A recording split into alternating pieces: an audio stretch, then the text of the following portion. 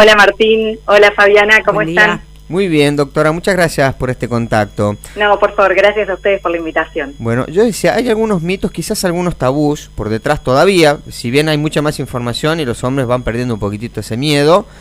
Antes muchos pensaban que la vasectomía les iba a generar alguna dificultad que tiene que ver con el factor sexual, ¿no? Eso por suerte, hoy hay mucha información que dice lo contrario. Exactamente, creo que hay dos puntos fundamentales que vos los nombraste al comienzo. Ajá. El primero es esto que no afecta ni la calidad de la actividad sexual ni el deseo sexual, sino que el paciente posterior a la cirugía va a seguir eyaculando sin ningún problema. Y eso es fundamental y siempre lo aclaramos porque es una consulta bastante frecuente y no tiene nada que ver con lo que se realiza en el procedimiento quirúrgico. Claro. A su vez, la segunda cosa que vos dijiste, que me parece súper importante, porque antes nosotros en la consulta, cuando el paciente venía a consultar sobre esto que no deja de ser planificación familiar, nosotros le remarcábamos la importancia de que este procedimiento era irreversible.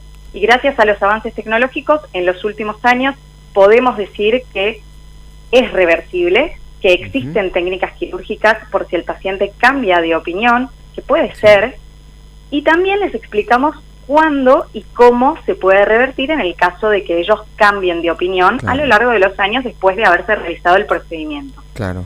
Doctora, se suele decir que son dos procedimientos distintos, que uno es irreversible y el otro reversible. ¿Cuál es la realidad? No, el procedimiento es reversible. Bien. Nosotros cuando hacemos la vasectomía, básicamente lo que hacemos es cortar el camino que recorren los espermatozoides desde el lugar de su producción, que es en los testículos, hasta el lugar donde van a terminar formando el semen y eyaculándose. Nosotros no cortamos la producción, sino que se corta ese camino, que es lo que se llama el conducto deferente. En la reversión de la vasectomía, lo que se hace es volver a conectar ese conducto, esos extremos, para que la luz del conducto deferente, es decir, la ruta que seguían los espermatozoides, vuelva a estar permeable y los mismos puedan llegar al semen y lograr finalmente la fecundación. Doctora, ¿y dónde quedan los espermatozoides? Los espermatozoides, cuando nosotros hacemos la vasectomía, van a seguir produciéndose, van a cumplir su ciclo normal en los en el testículo, y esos espermatozoides siguen su vida, siguen produciéndose, siguen ahí mismo listos para cuando sean necesarios, ¿no? También lo que nosotros en el centro ofrecemos, en el Centro Argentino de Urología, contamos con la tecnología para poder hacerlo, lo cual es súper importante, porque piensen que esto es una microcirugía. Claro. El diámetro del conducto deferente, estamos hablando de 2 a 3 milímetros, y la luz del mismo tiene 0.5 milímetros. Entonces, imagínense que para nosotros poder verlo, necesitamos equipos que nos permitan tener ese aumento para que la cirugía sea exitosa, porque si nosotros no podemos ver, difícilmente, más allá de la experiencia que tengamos, la tecnología acá nos ayuda muchísimo para garantizar el éxito de la reversión. O sea en el centro, ahí iba a responder a la pregunta, en el centro, esos espermatozoides, una vez que nosotros los conectamos nuevamente el conducto deferente, lo que sucede es que tardan unos meses en volver a tener buena calidad y cantidad de espermatozoides presentes. Pero esos espermatozoides, si finalmente no termina de recuperarse del todo por diferentes motivos, lo que nosotros ofrecemos en el centro, que me parece fundamental también, es una biopsia de testículo, porque esos espermatozoides siguen ahí presentes por más de que se haya hecho la vasectomía. Entonces, en el caso de que hayan pasado muchísimos años de la vasectomía y a pesar de que la cirugía haya sido exitosa, si no logramos volver a canalizar ese conducto, en el mismo acto quirúrgico lo que se hace es obtener espermatozoides para lograr después una fertilización in vitro. Pero es muy importante eso que preguntabas, porque mucha gente no sabe, bueno, ¿a dónde van? ¿Qué es lo que pasa con esos espermatozoides que no pueden eliminarse, que no pueden eyacularse? Claro, claro. Y sí, siguen presentes, siguen con buena calidad, buena cantidad, y eso es muy importante aclararlo porque no es que baja la calidad porque no sean eyaculados. Ya, o sea de que, digamos, no afecta la vasectomía la función, ni sexual, ni las erecciones, ni tampoco la eyaculación. Exactamente. Bien. Doctora, consultarle, ¿hay algún periodo de tiempo después de hacerse la vasectomía donde, para que sea exitosa la reversión? Sí, entiendo, sí. Y buenísima la pregunta. El tiempo que nosotros recomendamos es que si se hacen la vasectomía y luego se arrepienten y quieren acceder a la reversión, lo ideal es que el paciente se realice la reversión hasta 7 años de realizada la vasectomía. ¿Por qué? Porque en ese periodo es donde tenemos las más chances de éxito de generar una reversión de la misma. Para que ustedes se den una idea, los porcentajes de éxito de la reversión son del 70 al 80% hasta los 7 años, y luego de los 7 años ese porcentaje baja al 30-40%, claro. Prácticamente la mitad. Claro. Doctora, tanto después de la intervención quirúrgica, que es para hacer la vasectomía, como para su reversión, ¿qué tiempo demora? ¿Cómo es la operación? Uno se suele decir que uno se va caminando del quirófano, ¿no? O tiene que quedar ingresado. Claro.